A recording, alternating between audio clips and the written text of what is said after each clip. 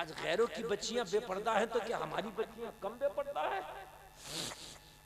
पाकिस्तान से बच्चियों ने एक नारा दिया था, मेरा जिस्म मेरी मर्जी।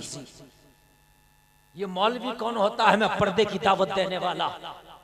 ये मौलवी कौन होता है हमसे कहने वाला के हिजाब में रहो? हमारा जिस्म हमारी मर्जी। हम चाहे नंगे घूमे, हम चाहे बरहना घूमे, हम चाहे टी शर्ट में घूमे, हम चाहे जीन्स में घूमे। उन्होंने ये नारा दिया था, मगर उन्हें पता नहीं ओ बगैरत लोगों, ओ गैरतमंद नबी के गुलामों, जिस्म तेरा है मगर मर्जी मेरे रब की चलेगी। आप नहीं जानते, अगर अल्लाह चाहे एक नस तुम्हारी काम करना छोड़ जाए तो पूरा सेट को लकवा मार जाता है। हाथ नहीं चलता, कभी कभी पैर नहीं चलता। आपने देखा होगा लकवा मारता है तो आंख काम नहीं करती, जबान काम नहीं करती। और आज हमारी बहन, हमारी बेटियां नारा दे रही हैं, मेरा जिस्म मेरी मर्जी। अगर अल्लाह ने के हुक्म से एक नस तेरी बंद हो गई ना तो जिस्म तेरा होगा, मर्जी रब की होगी। एक बात मुझे बताओ, जब रूह निकल जाती है, मर जाता है इंसान, तो जिस्म तो अब भी तेरा ही है ना, अब क्यों नहीं हिलाता?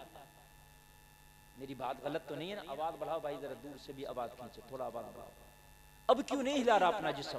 अब क्यों पड़ा हुआ? एक मक्खी को भी क्यों नहीं उड़ा सकता अपने ऊपर से यार? मरने के बाद तेरे ऊपर मक्खी बैठी है तो लगता है क्विंटलों वजन तेरे ऊपर है, तू क्यों नहीं उड़ाता? तेरा जिस्म है ना, मर्जी तेरी है, उड़ा।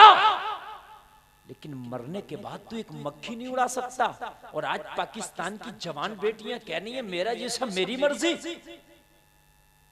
और शर्म नहीं आती? क्यों कह रहे हैं? इसलिए कि आज हमने अपने माहौल आजाद कर दिया। हम कह रहे हैं यार अब तो जमाना मॉडर्न आ गया, तरक्की कर गया। और मेरे भाई, बेपर्दगी का नाम तरक्की नहीं है, इस्लाम पे अमल कर लेने का नाम तरक्की है। तुम इस्लाम से दूर भाग रहे हो। हमारी बेटियों को मजहब इस्लाम और इस्लामी कल्चर में घुटन महसूस होती है। हमारी बच्चियों को इस्लामी कल्चर अच्छा नहीं लगता। हमारी बच्चियों को इस्लामी तरीका पुराना ओल्ड तरीका लगता है। आओ मैं तुम्हें बताता हूं लोगों, हाय हाय तुम बर्बादी की तरफ जा रहे हो। तुम्हें अल्लाह ने इस्लाम दिया था, इस्लाम तुम्हें बुरा लगने लगा वो तरीका। मैं गैरों की बात कर रहा हूं। आज गैरों का हाल ये है कि जो इस्लाम के तरीके को जानते तक नहीं थे, लेकिन वो सर्च कर करके इस्लाम के तरीके को अपनाते नजर आ रहे हैं। इस्लाम के तरीके को आज साइंस कह रही है अगर साल में 20 दिन अगर भूखा रह लो तो कैंसर नहीं होगा।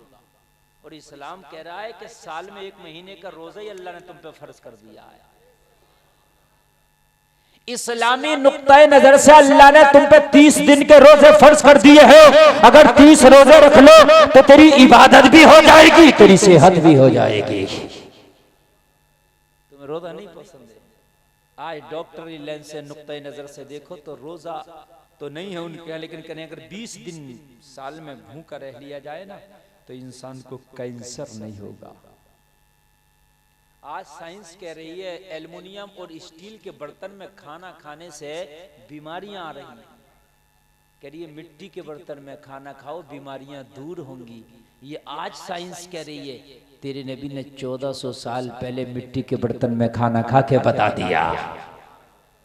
और मिट्टी के बर्तन में खाना खाना सुन्नत है। यार हम कब तक इस्लाम से भागेंगे लोगों? इस्लाम दीन फितरत है। इस्लाम पे अमल करने से रूह को भी सुकून मिलता है और जिस्म को भी सुकून मिलता है। इस्लाम पर अमल करने से आज हमारे घरों से इस्लामी माहौल का बिल्कुल जनाजा निकल चुका है। आज हमारे यहाँ इस्लामी माहौल कहीं भी नजर नहीं आता। मेरे भाइयों, अपने घरों के माहौल बना दो कि जो फजर की नमाज नहीं पढ़ेगा उसे नाश्ता सुबह का नहीं मिलेगा। बनाओ तो एक बार माहौल। इतना कलेजा, अगर एक वक्त का नाश्ता तू अपने बच्चे को नहीं देगा तो तेरा बच्चा मर नहीं जाएगा। तू प्यार करता ना, अपने बच्चों से प्यार करता बहुत ज्यादा। तेरा रब 70 माओं से भी ज्यादा अपने बंदे से प्यार करता है। 70 माएं भी अपने बंदे से, अपने बच्चे से इतना प्यार नहीं कर सकती जितना तेरा रब तुझसे प्यार करता है।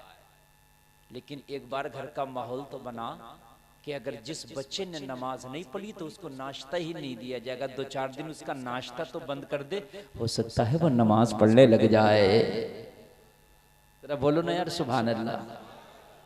हो सकता है वो नमाज पढ़ने लग जाए। अपने घर में माहौल तो बना, अगर किसी ने बिना टोपी के खाना खाया तो दस्तरखान से उठा दिया जाएगा। माहौल तो बना। हो सकता है तेरा बच्चा बच्चा तेरी बच्ची बच्ची नंगे सर खाना ना खाए, माहौल तू बना के मर जाएगा। तू कब्र में होगा, तेरे बच्चे सुन्नत रसूल पे अमल करेंगे, कब्र में तुझे सुकून मिल रहा होगा। जोर से बोलो सुभान अल्लाह। मुझे पता है ये टाइम नहीं है सुभान अल्लाह कहने के, लेकिन फिर भी थोड़ी देर बोल लो ताकि मैं कुछ देर तकरीर कर सकूं। एक माहौल ही तो बनाना है। माहौल बनाने में क्या जाता है ना, माहौल ही तो मुझे बनाना, माहौल बनाने में क्या जाता है।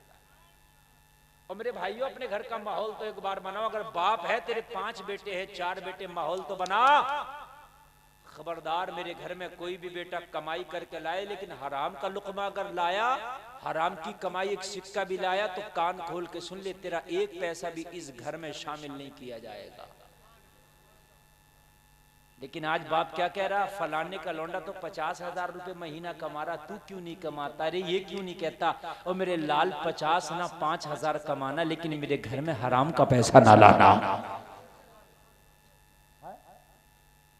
हो सकता है वो 50,000 में बरकत ना हो जो अल्लाह तेरे 5,000 में कर दे। हराम कैसे बचना?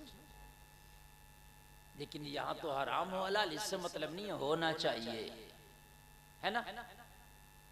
वो लोगों, हजरत उमर ने कहा, भाई तेरी अब जरूरत नहीं है, वो दाढ़ी का बाल जब मैं आईने में देखा करूंगा, मुझे मौत की याद ताजा हो जाया करेगी।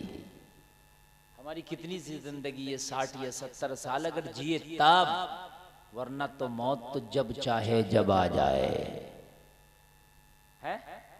तो मेरे भाई, इस जिंदगी के लिए जिसका कोई भरोसा नहीं, कोई गारंटी नहीं, कोई भी गारंटी नहीं।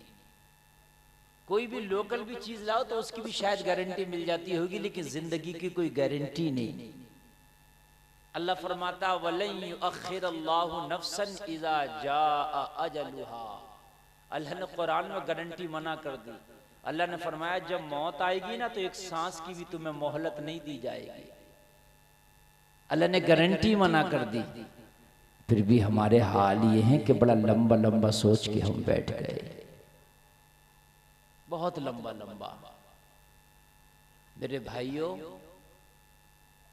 अगर फजर की नमाज पढ़ी है तो जोहर का यकीन नहीं है कि आप जोहर की नमाज पढ़ोगे या जोहर की नमाज से पहले तेरे जनाजे की तैयारी हो जाएगी।